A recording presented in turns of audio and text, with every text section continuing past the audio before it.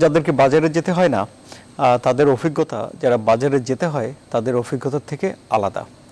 আমরা বলতে পারি দু ধরনের মানুষ এখন আছে, একদল যারা বাজারে যায় আর একদল যারা বাজারে যায় না। যারা বাজারে যায় তারা সরাসরি দ্রব্যমূল্যের এই যে ঊর্ধ্বগতি এবং সেখানে গিয়ে জিনিসপত্র যখন দেখা যায় যে কেনাকাটার নাগালের বাইরে, তখন তার কি অনুভূতি হয় সেটি সে জানে। সেটি ঠিক টেলিভিশনের পর্দায় বসে কিংবা পত্রিকায় পড়ে কিংবা লোকমুখে শুনে যে বাজারে দ্রব্যমূল্যের দাম বাড়ছে, ঊর্ধ্বগতি লাগাম ধরে রাখা যাচ্ছে না, এসব কথাগুলোর তাদের ভেতরে খুব বেশি অর্থ তৈরি হয় কিনা সে নিয়ে প্রশ্ন আছে। কিন্তু যিনি বাজারে একবার ঘুরে আসেন তার মনে অন্য কোনো কিছু নিয়ে প্রশ্ন নাই, তার শুধু হাহুতাশি হয় যে কেন দ্রব্যমূল্যের এই ঊর্ধ্বগতি হচ্ছে। এখন আলোচনা হচ্ছে আলু নিয়ে, কিছুদিন আগে আলোচনা হয়েছে পেঁয়াজ নিয়ে। কনজিউমার্স অ্যাসোসিয়েশনের যারা হর্তাকর্তা আছেন তারা বলছেন যে সরকার বাজার নিয়ন্ত্রণে রাখতে পারেনি। আজ এই বাজার দর নিয়ে আমরা আলোচনা করব, কেন এই নিত্যপণ্যের দাম বাড়ছে, কিভাবে এটি নিয়ন্ত্রণে রাখা যেত, এসব বিষয় নিয়ে আলোচনা করব আমরা। আমাদের সঙ্গে আজকের প্যানেলে আমরা ব্যবসায়ীদের রেখেছি, অর্থনীতিবিদদের রেখেছি এবং ভোক্তা অধিকার নিয়ে যারা কাজ করেন তাদেরকেও রেখেছি। আমি আনোয়ার সাদি আপনাদের সঙ্গে আছি। আপনারা দেখছেন CSRM জনতন্ত্র গণতন্ত্র। আবার আজকের অতিথি অর্থনীতিবিদ ডক্টর নাজরিন আহমেদ, আমার সঙ্গে রয়েছেন কনজিউমার্স অ্যাসোসিয়েশন অব বাংলাদেশ ক্যাবের সভাপতি জনাব গোলাম রহমান, এবং আরও দুজন অতিথি আমাদের সঙ্গে যে কোনো মুহূর্তে যোগ দেবেন।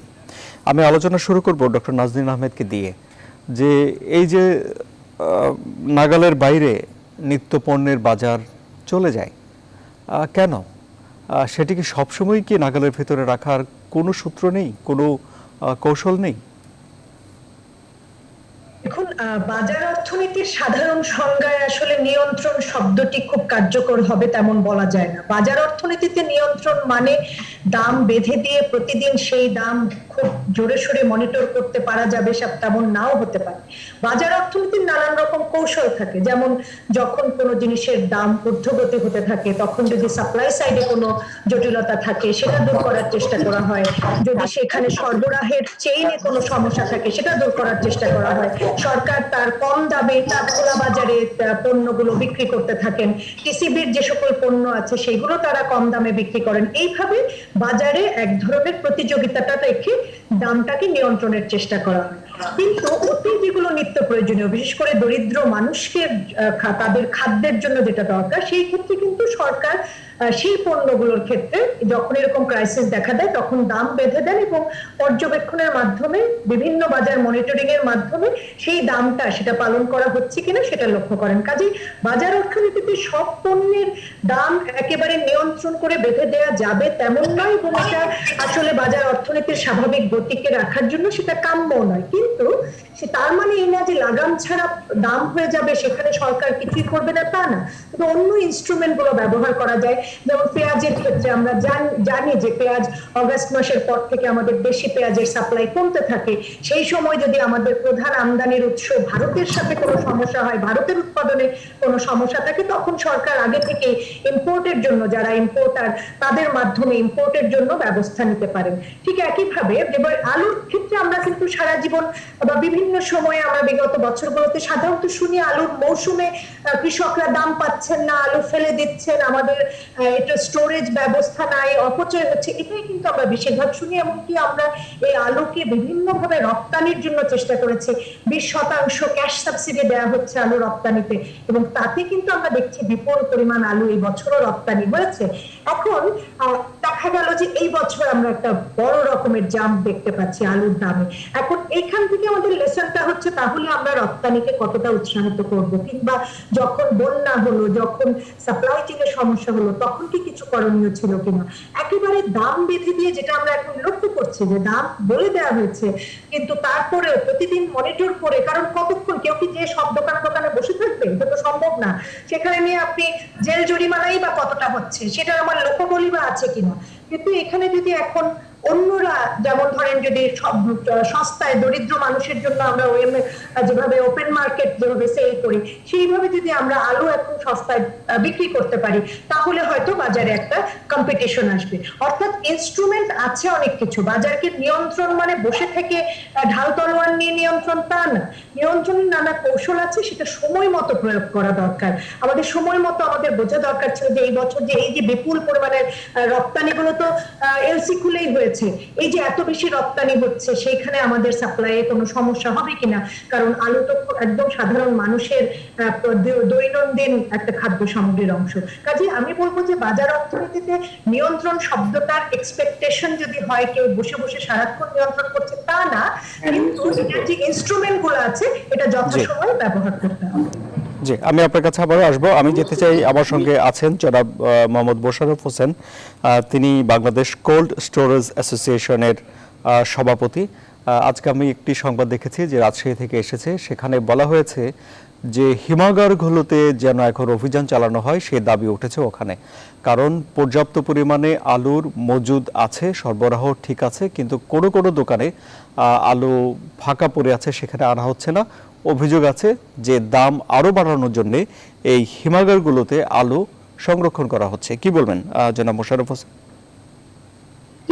আসসালামু আলাইকুম, ধন্যবাদ এটিএন নিউজকে। তো নিউজ 24 কে নিউজ 24 সরি। তো আসলে যে জিনিসটা আপনি এখন বললেন যে দাম বাড়ানোর জন্য আলু বিক্রি হচ্ছে না, এই কথাটা সত্যি না। আসলে কোল্ড স্টোরেজের এখন যে আলুগুলো আমরা খাইতেছি এটা কোল্ড স্টোরেজ সিজন, মানে কোল্ড স্টোরেজ যেগুলো একটা ওয়্যার হাউস, এখানে কৃষক আলু রাখে, ব্যবসায়ী আলু রাখে এবং চাকরিজীবী আলু রাখে এবং কোল্ড স্টোরেজ মালিকরা আংশিক রাখে।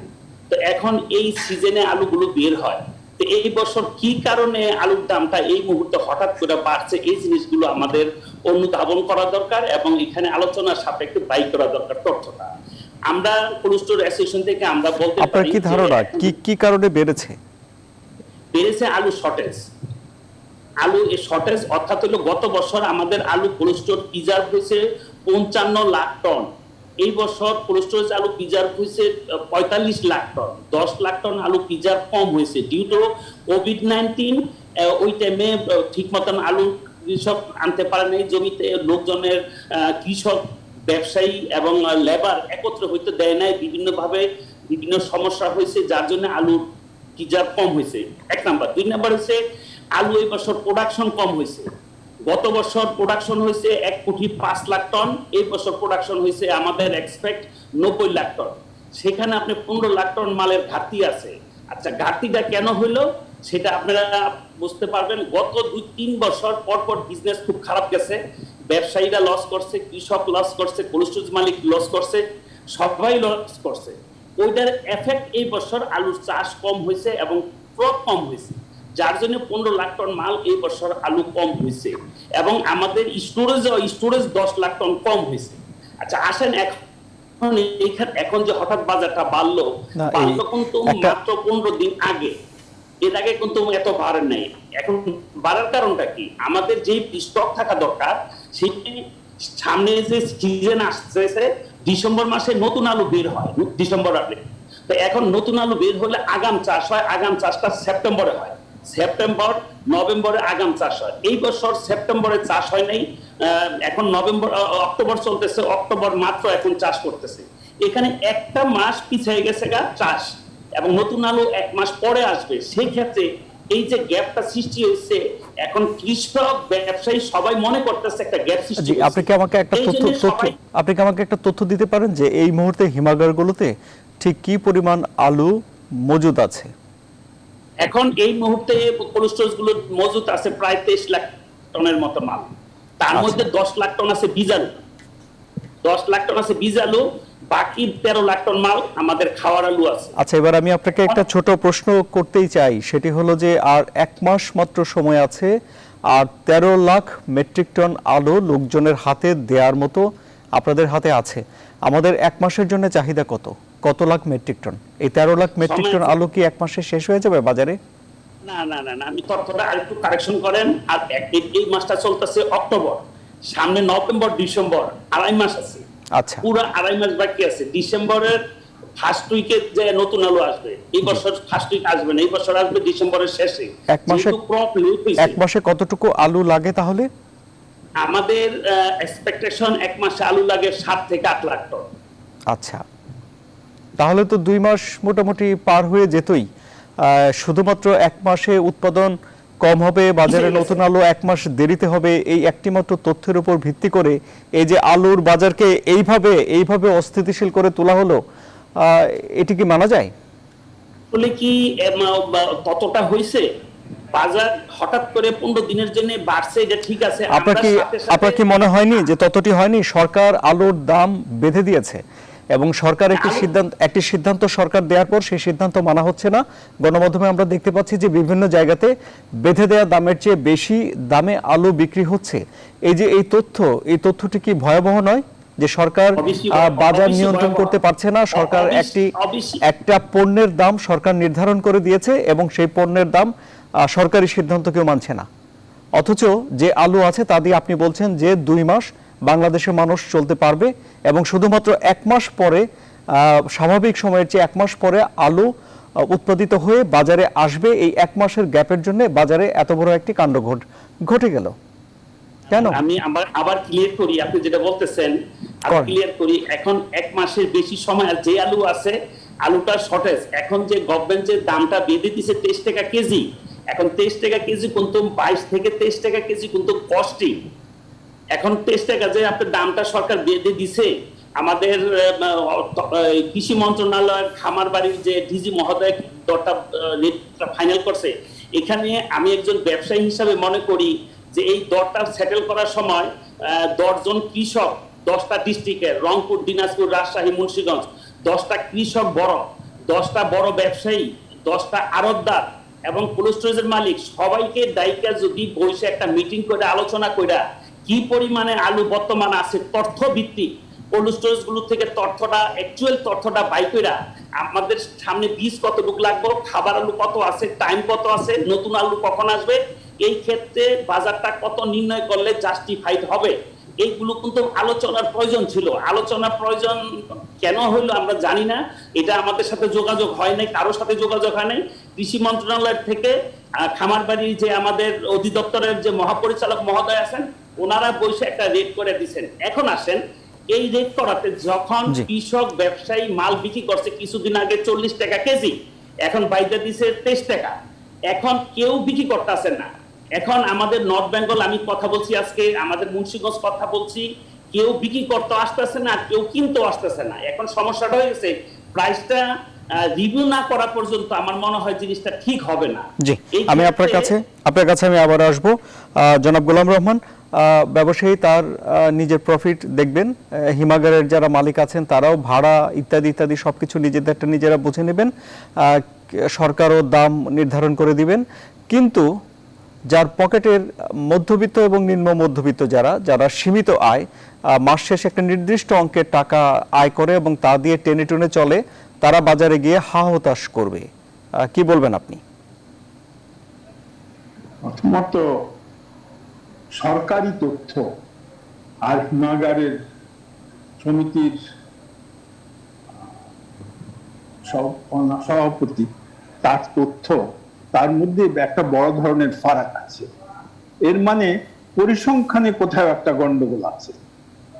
সরকার বলছে এবছর আলু উৎপাদিত হয়েছে 1.9 লাখ টন, আর দেশে আলুর চাহিদা 77 লক্ষ টন, অর্থাৎ 30 লক্ষ টন বেশি আলু উৎপাদিত হয়েছে।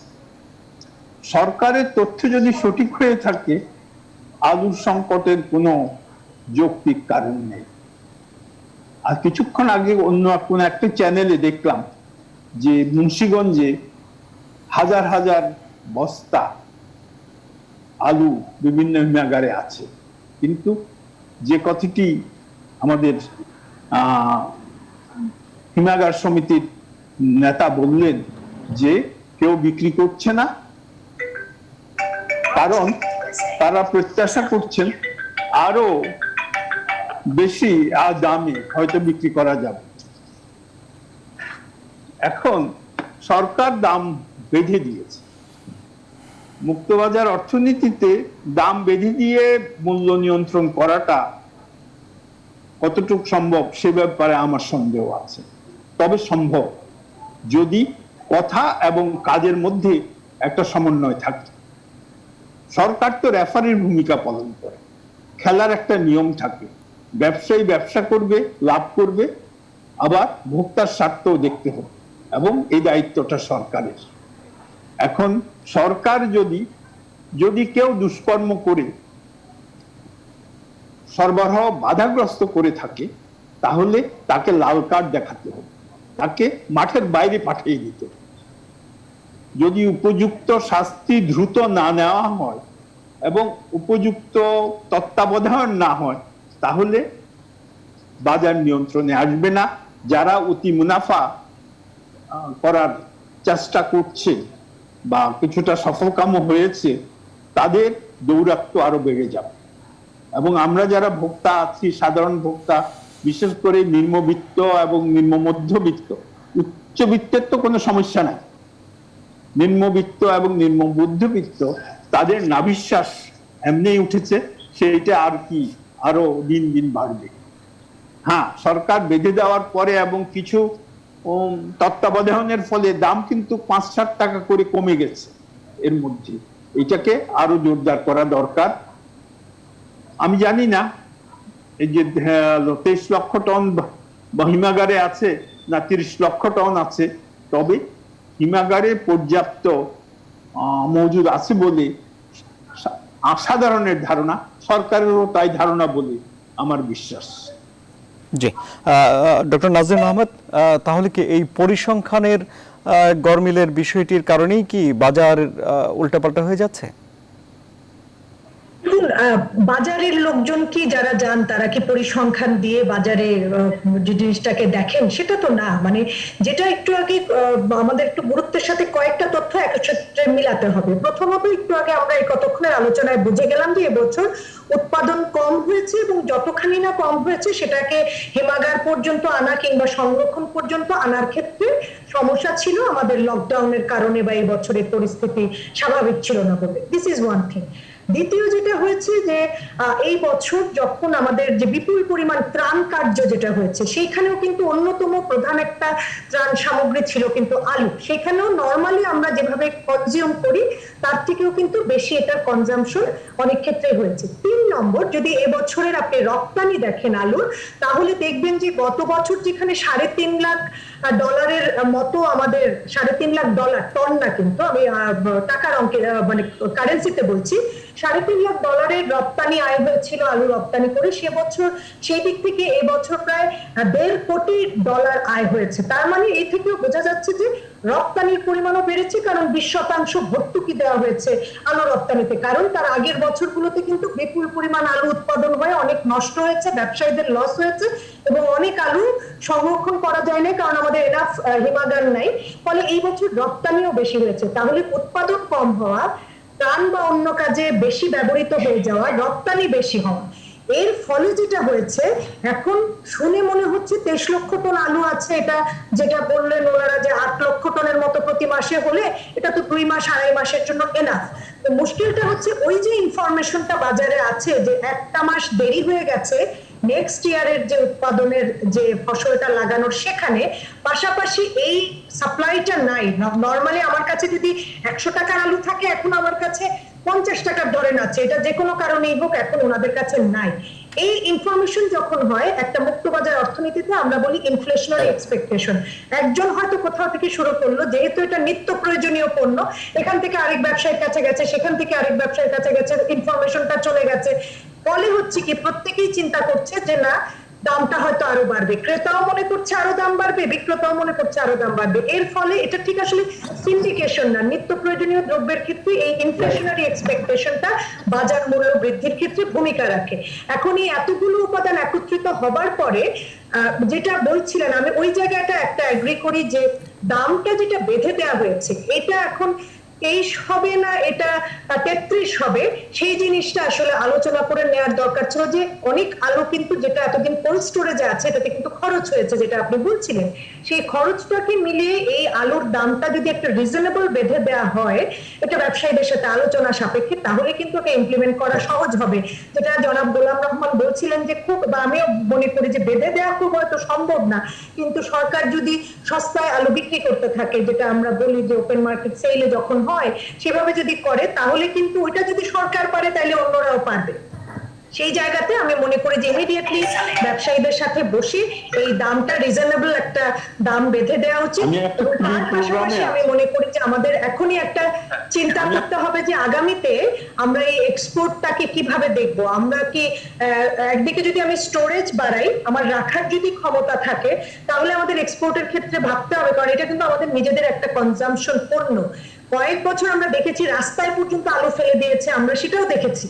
সেই জায়গাতে ব্যবসায়ীদের যে লস হয়েছে, আমরা কিন্তু এক বছর তারা লাভ করলে তারা কিন্তু চিন্তা করেন লং টার্মে। আমার গত বছর যে লস হয়েছে উনি কিন্তু এটা এই বছর পোষায় নেওয়ার চেষ্টা করবেন। কাজে এর মাঝে এর দায়ে পড়ে যাচ্ছে হচ্ছে যারা দরিদ্র মানুষ, তারা। সেই জায়গাতেই হচ্ছে সরকারের ভূমিকা। সরকারের ভূমিকা শুধু রেফারি হওয়া না, সরকারের ভূমিকা কিন্তু এই দরিদ্র মানুষকে সাপোর্ট দেওয়ার ক্ষেত্রে। এবং সেই জায়গাতেই সরকারের পক্ষ থেকে তারা কিনে নিয়েও যদি সস্তায় বিক্রি করেন, যেটা ওপেন মার্কেটে বিক্রি করেন, সেইটা করলে কিন্তু সাধারণ মানুষের উপরে এই চাপটা কম আসবে। আমি মনে করি যে এই বছর কিন্তু একটা লেসন আমাদের হচ্ছে। আমরা নরমালি পেঁয়াজ কিংবা চাল এইসবের পণ্যের দাম বৃদ্ধি নিয়ে অনেক রকমের হিউ অ্যান্ড ক্রাই প্রতি বছর দেখি, কিন্তু আলু নিয়ে আমাদের ভাবতে হবে। আলু কিন্তু শুধু এখন তরকারি না, আলু দিয়ে কিন্তু নানান ধরনের স্টার্চ তৈরি হয়, অন্য অনেক রকম পণ্য তৈরি হয়, যেগুলো আমরা বিদেশেও রপ্তানি করি। সেইগুলো, সেই শিল্পগুলোকে আমরা উৎসাহিত করছি, কিন্তু আবার এদিকে যদি আমার খাবারের আলুর সাপ্লাই কমে যায় এবং তার ফলে নিত্য প্রয়োজনীয় দ্রব্যের দাম বেড়ে যায়, তাহলে আমাদের কিন্তু একটা মিসম্যাচ হবে এবং এই দাম বৃদ্ধিটা কিন্তু আমরা আগামী বছরগুলোতেও দেখবো। কাজে এই বছরের লেসনটা খুব জরুরি ভাবে নেওয়া দরকার, যাতে পেঁয়াজের মতো প্রতি বছর আবার আলু নিয়েও আমাদেরকে দুশ্চিন্তায় পড়তে না। একটা বিরতি নিচ্ছি, আমাদের সঙ্গে থাকুন। বিরতির পর আরো অনেক বিষয়ে আলোচনা করব। আবারও স্বাগত। আপনারা দেখছেন CSRM জনতন্ত্র গণতন্ত্র। জনাব মোশাররফ হোসেন, তাহলে আপনি বলছেন যে এখন কোল্ড স্টোরেজে যে আলু আছে তা তেমন একটা বিক্রি হচ্ছে না? বিক্রি হচ্ছে না বলতে, যেহেতু 23 টাকা কেজি বাইদা দিছে, তো সেই হেতু যারা বিক্রেতা তারা তো তাদের কস্টিং আছে 22 থেকে 23 টাকা। তো তারা চিন্তা করতেছে যে কিছুদিন আগে আমরা বিক্রি করছি 40 টাকা, এখন যদি 23 টাকা হয় আমার লাভ কোথায়, আমি কেন বিক্রি করতে যাবো, সময় আছে দেখি, আমার আলু আমি বিক্রি করবো না। আমি 2-4 কৃষকের সাথে কথা বলছি, অনুষ্ঠানের সাথে কথা বলছি, যেহেতু আপনাদের সাথে আমার এই কয়েকদিন যাবত যোগাযোগ হইতেছে সব মিডিয়ার সাথে, আমি তথ্যগুলো নিতে চেষ্টা করছি। এক কৃষক বলতেছে যে আপনারা কেন কথা বলেন না, আমরা যে গত 2 বছর লস করছি তখন কি আমাদেরকেও জিজ্ঞাসা করছে, আমরা তো সাংবাদিক সম্মেলন করছি, আমরা তো অনেক কষ্ট করছি, আর আমাদের আলু যা রাখছি 70% আলু আমরা বিক্রি করে দিচ্ছি, সিজন শেষ, এখন শেষ সময়, একটু বাজার বাড়ছে, ঠিক আছে, একটা রিজনেবল হোক, আমরাও চাই না বাড়ুক, কিন্তু আপনারা এমন একটা সিস্টেম করেন যাতে করে বাজারটা রিজনেবল থাকে। এখন 23 টাকা তো এটা রিজনেবল না, এটা হলো তাদের বিক্রেতাদের প্রশ্ন, বিক্রেতাদের কথা, আমি তাদের থেকে মাঠ থেকে এটা জানছি। এখন এই জন্য আমি অ্যাসোসিয়েশনের সভাপতি হিসাবে বলবো, যেহেতু আলুর সাথে সম্পৃক্ত, এটা একটু বসা দরকার, রিভিউ করা দরকার, প্রাইসটা রিভিউ করা দরকার। আপনার 10 জন কৃষক আসুক, বড় কৃষক, 10 জন ব্যবসায়ী আসুক, 10 জন আড়তদার আসুক, কোল্ড স্টোরেজের মালিক থাকবে, সব মিলে আলোচনা করে তথ্যভিত্তিক জিনিসটা সেটেল হোক, এবং সামনে আলু চাষ করার জন্য কৃষককে উদ্বুদ্ধ করা হোক, এক্সপোর্টকে উদ্বুদ্ধ করা হোক, কারণ এখন এক্সপোর্ট যদি বারণ করা হয় তাহলে এটাও ঠিক হবে না। এখন আপৎকালীন এক্সপোর্ট বন্ধ থাকতে পারে, আগামী যখন নতুন সিজন আসবে তখন এক্সপোর্ট হওয়া দরকার। তো সেই ক্ষেত্রে আমাদের সার্বিক আলোচনা করা দরকার। আর পিছনে যে আমাদের সমস্যাগুলো হয়েছে, আমরা এত চিঠি কৃষি মন্ত্রণালয়, বাণিজ্য মন্ত্রণালয়, প্রধানমন্ত্রীর কার্যালয়ে আমরা দিছি, কিন্তু আমাদের নিয়ে কিন্তু যে সমস্যাগুলো আমরা পিছনে ফেস করছি, আমাদের নিয়ে কিন্তু কেউ বসে নাই যে আলুগুলো এত বাম্পার আলু হয়েছে, এই আলুটা কি করবে, এই আলুটা এক্সপোর্ট কিভাবে করা যায়, কত সহজ করা যায়, সমস্যাটা কোথায়। আমরা এখন এক্সপোর্ট করতে পারতেছি না, আমাদের আলুর বীজ এবং মাটিতে রোগ জীবাণু আছে। আপনার বিদেশে এক্সপোর্ট করার মতন অনেক সুযোগ আছে আমাদের পাশের দেশে, কিন্তু আমরা করতে পারতেছি না। তা আমার রিকোয়েস্ট খামারবাড়িকে, যেখানে কৃষি মন্ত্রণালয় 600 কোটি টাকা ইনভেস্টমেন্ট হচ্ছে, সেখানে তো তারা তড়িৎ গতিতে এই সমস্যাটা সমাধান করতে পারতেছে না। আমাদের অর্থকরী ফসল হিসাবে আলু একটা অর্থকরী ফসল।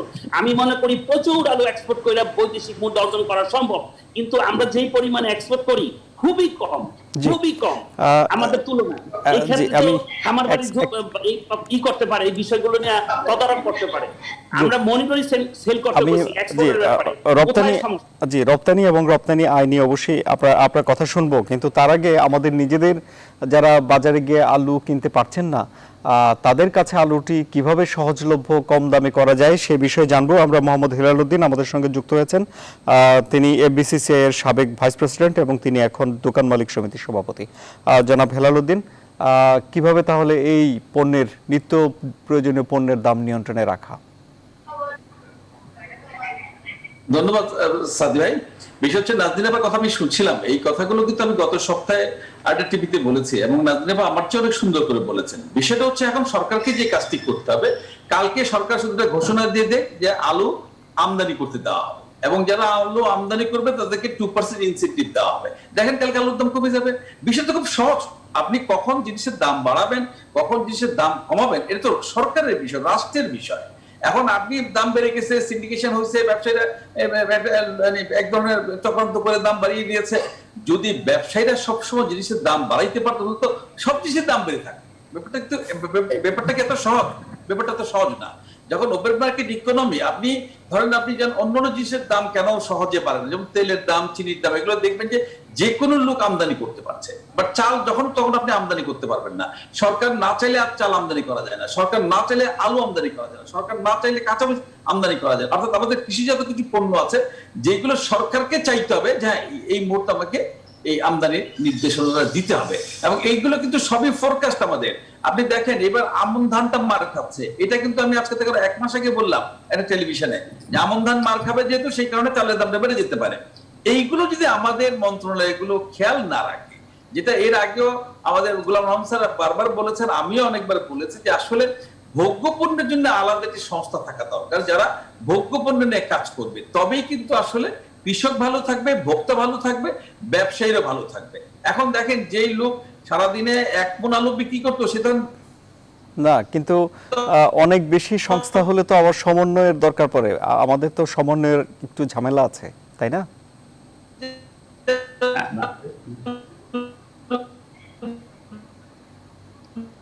জি, জনাব গোলাম রহমান, তাহলে কি সরকার এই যে আমদানি করার অনুমতি দিয়ে দেবে, রপ্তানি করবে, সময়ে সময়ে এই সব বিষয় আমদানি রপ্তানি ঠিক করে করে বাজারকে নিয়ন্ত্রণে রাখতে হবে? ব্যবসায়ী যারা আছেন, মধ্যস্বত্বভোগী যারা আছেন, উৎপাদক যারা আছেন, তারা কি ক্রেতাদের কথা বিবেচনা করে কোনো ধরনের একটা সমন্বিত সিদ্ধান্তে আসতে পারবে না? বাংলাদেশে এই চর্চা হবে না? এই পরিসংখ্যানগুলোর মধ্যে আপনার ভারতে তাদের নিয়ে অনেক বেশি চিন্তা ভাবনা হয় বলে আমাদের ধারণা। কারণ ভারতে কিন্তু ভোক্তা বিষয়ক মন্ত্রণালয় বলে একটি মন্ত্রণালয় আছে, যারা নিত্য প্রয়োজনীয় পণ্যের সরবরাহ পরিস্থিতি, উৎপাদন পরিস্থিতি, আমদানি রপ্তানি, মজুদ, এগুলি খুব নিবিড়ভাবে পর্যবেক্ষণ করে। পণ্য মূল্য শুধু বাণিজ্য মন্ত্রণালয়ের উপর নির্ভর করে, বেশ কয়েকটি মন্ত্রণালয়, যেমন শুল্কের ব্যাপারে অর্থ মন্ত্রণালয়, উৎপাদনে কৃষি মন্ত্রণালয়, খাদ্য মন্ত্রণালয়, পরিবহনে যোগাযোগ মন্ত্রণালয়, নৌপরিবহন মন্ত্রণালয়, রেল মন্ত্রণালয়, তারপরে আইন শৃঙ্খলা, নিরাপত্তা, চাঁদাবাজি, এইসবের জন্য স্বরাষ্ট্র মন্ত্রণালয়, বহু মন্ত্রণালয় জড়িত আছে। আর তাছাড়া সরকারের প্রত্যেকটা সিদ্ধান্তই কোনো না কোনো ভাবে আপনি, আমি, আমরা যারা ভোক্তা, আমাদেরকে প্রভাবিত করে, প্রত্যক্ষভাবে বা পরোক্ষভাবে। তাই ভোক্তা কিভাবে ক্ষতিগ্রস্ত হবে সরকারের সিদ্ধান্তে, এবং ভোক্তার স্বার্থ কিভাবে রক্ষা করতে হবে সেদিকে বোধহয় নিবিড়ভাবে পর্যবেক্ষণ করা এবং পর্যালোচনা করা, ব্যাখ্যা করা এটা প্রয়োজন, এবং সরকারের কাছে জিনিসটা তুলে ধরা দরকার। সেই জন্য আমরা যারা কনজিউমার্স অ্যাসোসিয়েশনের সাথে জড়িত, আমরা দীর্ঘদিন ধরে বলে আসছি, এই জন্য একটু পৃথক মন্ত্রণালয় করা হোক, অথবা বাণিজ্য মন্ত্রণালয়ে একটা পৃথক ডিভিশন করা হোক। এখন বাণিজ্য মন্ত্রণালয়ের একটা সেলটেল আছে বোধহয়, মানে যখনই এটা অনেকটা ফায়ার ফাইটিং এর মতো কাজ হয়, যখনই কোনো পণ্যের দাম বাড়ে তখন এই নিয়ে একটা হইচই হয়। পেঁয়াজ নিয়ে গত কয়েক বছরে হয়েছে, আপনার এখন তো অনেক পণ্য নিয়ে হচ্ছে। তবে এই জন্য একটা সার্বিক সমন্বয়ের জন্য একটি প্রাতিষ্ঠানিক কাঠামো দরকার, আইনগত কাঠামো থাকার দরকার। অনেক ধন্যবাদ ডক্টর নাজনীন আহমেদ। ভোক্তা মন্ত্রণালয় কি বলবেন? এখানে হয়তো মানে অন্যরা পছন্দ করবেন না, কিন্তু আমি আসলে আলাদা করে মন্ত্রণালয়ে আপনি যেটা বলছিলেন আমাদের সমন্বয়হীনতা হয়, বিশেষ করে ওনারা একটা সিদ্ধান্ত দিলেন ওনাদের কি ওই পরিমাণ মন্ত্রণালয়টির পাওয়ার থাকবে কিনা, কারণ যেহেতু এখন প্রতিষ্ঠিত যারা দেখছেন এইসব বিষয়ে কমার্স মিনিস্ট্রি আছে, ড্যামের যারা প্রতিনিধি, খামার বাড়িতে যারা আছেন তারা আছেন, বিভিন্ন পণ্যের মূল্য দেখায়, হঠাৎ করে আরেকটা মন্ত্রণালয় এসে তাদের কথা অন্যরা শুনবে সেটা হয়তো নয়। কিন্তু তার মানে এটা না যে এই বিষয়টা যেহেতু দিনকে দিন গুরুত্বপূর্ণ হচ্ছে, আমি বরং মনে করি যে মন্ত্রণালয় না হয়ে এক্সিস্টিং কাঠামোর মধ্যে একটু শক্তিশালী কর্তৃপক্ষ করা উচিত, হয়তো একটা সেল করা উচিত যাদেরকে ক্ষমতাটা দিতে হবে যে তাদের কথা। আমার 40 বছরের অভিজ্ঞতা, আমার 40 বছরের সরকারের অভিজ্ঞতা, হ্যাঁ, এইখানে যদি বাণিজ্য মন্ত্রণালয়ের আরেকটি বিভাগ হতে পারে, সেটাই বলছি যে এমন একটা মন্ত্রণালয় হতে হবে এমন কোনো কথা নেই। বিভাগ হওয়ার মন্ত্রণালয়ের মধ্যে সেন্ট্রাল দিয়ে কোনো কিছু হয় না, এরা হলো নিধিরাম সর্দার। আচ্ছা, ক্ষমতাটা দিতে হবে, ক্ষমতা যদি না দেয় তাহলে আরেকটা মানে কিছু একটা করে কোনো লাভ হবে না। কারণ আমরা দেখেছি যে এই যে ভোক্তা অধিকার যখন করা হলো, যখন থেকে তারা ক্ষমতার প্রয়োগটা করা শুরু করেছেন, কিছু কিছু জায়গায় হয়তো অবদান রাখতে পারছেন, কিন্তু আমরা যদি। অনেক ধন্যবাদ। আমি খুব অনুষ্ঠানের শেষ দিকে জনাব হেলাল উদ্দিন। জি জনাব হেলাল উদ্দিন, আপনি কি বলতে চেয়েছিলেন বলুন। জি না, বিষয় যে নাজনীন আপা যেটা বললেন আমি একটু যুক্ত করি সঙ্গে, সেটা হচ্ছে যে আমি যখন আজকে থেকে 2000 সম্ভবত 14 বা 15 সালে আমি তখন এফবিসিস এর ভাইস প্রেসিডেন্ট ছিলাম। ইলিশ মাছ বন্ধ করতে গিয়ে আমাকে প্রায় 16 দিন আমাকে ঘুরতে হয়েছে বিভিন্ন মন্ত্রণালয়ে। আমি বললাম যে ইলিশ মাছের বাজারে আমাদের ঘাটতি হয়ে গেছে, যেগুলো সমস্ত মাছের দাম বেড়ে গেছে, ইলিশ মাছ তখন রপ্তানি হতো। এই রপ্তানি বন্ধ করতে গিয়ে আমাকে কিন্তু 20-22 দিন সময় লেগে গেল। অর্থাৎ এই যে মন্ত্রণালয় টু মন্ত্রণালয় ঘুরে ঘুরে করতে করতে যে সময়টা চলে যায়, এই সময় কিন্তু বাজারটা অস্থির হয়ে যায়। সেই ক্ষেত্রে যে আলাদা একটা মন্ত্রণালয় বা সংস্থা থাকে, তাহলে তারা নিজেরাই কিন্তু কাজটি করতে পারে। ডিমের দাম বেড়েছে, ডিমের দাম বাড়ার তো এই এতটুকু বাড়ার কিন্তু কোনো সুযোগ নাই। এবং ডিম হচ্ছে এখন আমাদের প্রান্তিক মানুষের একমাত্র প্রোটিন জাতীয় খাবার। ডিম এখন 40 টাকা 45 টাকা নিচে পাওয়া যাচ্ছে না। আমাদের হাতে আর সময় নেই। জনাব মোহাম্মদ হেলাল উদ্দিন, আমাদের 4 জন অতিথিকে অনেক ধন্যবাদ। আমরা আশা করব যে মধ্যবিত্ত এবং যারা দরিদ্র আছে, যাদের সত্যি সত্যি পকেটে টাকা নেই কিন্তু পেটে ক্ষুধা আছে, সরকার এবং সংশ্লিষ্টরা যেন তাদের কথাটিও ভাবেন। সবাইকে আমাদের সঙ্গে থাকায় অনেক ধন্যবাদ।